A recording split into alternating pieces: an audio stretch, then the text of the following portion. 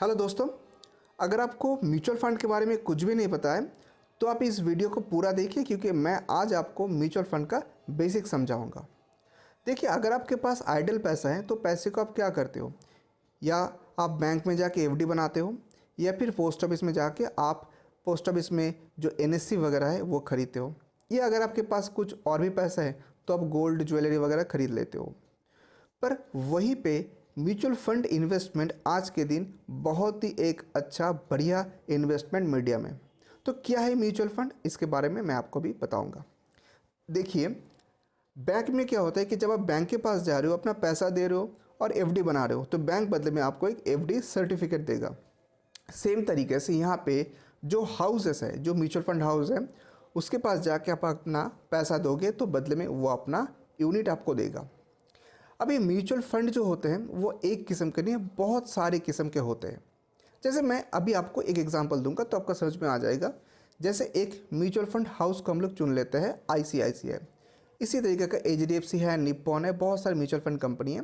तो आईसीआईसीआई का अगर आप म्यूचुअल फंड लेते हो तो आपको सबसे पहले ये जानना होगा कि ये जो म्यूचुअल फंड में आप इन्वेस्ट करने जा रहे हो उसका स्कीम क्या है।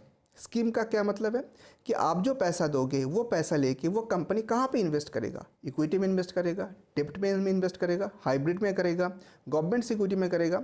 क्यों, ये जानना आपके लिए इसलिए ज़रूरी है क्योंकि वो कंपनी जहाँ पे पैसा लगाएगा वहाँ से रिटर्न भी कमाएगा और आपको रिटर्न का एक पोर्शन देगा जो आपका रिटर्न है। तो क्या है कि आपको सबसे पहले ये आइडेंटिफाई करना है कि आपके लिए सुटेबल म्यूचुअल फंड क्या है।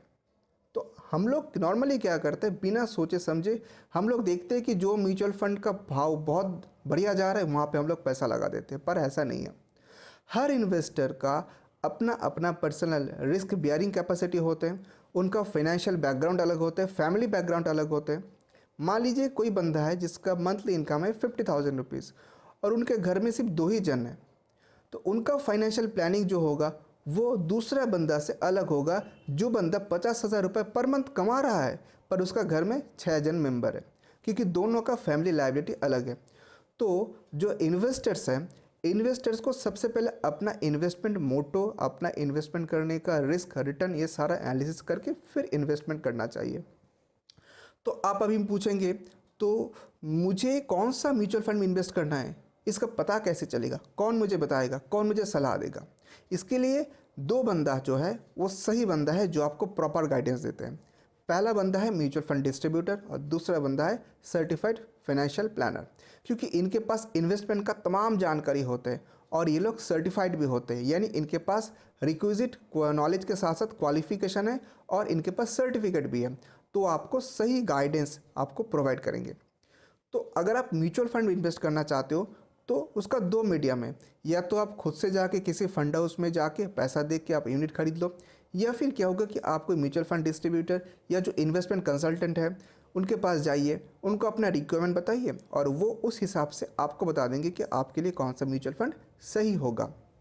देखिए, अगर आप शेयर मार्केट में इन्वेस्ट करते हैं तो क्या होता है कि बदले में आपको शेयर मिलता है, पर यहाँ पे आपको शेयर नहीं मिलेगा, आपको यूनिट मिलेगा। वो म्यूचुअल फंड कंपनी क्या करते हैं, आपका पैसा लेके दूसरा कंपनी में इन्वेस्ट करते हैं और बदले में आपको यूनिट देते हैं।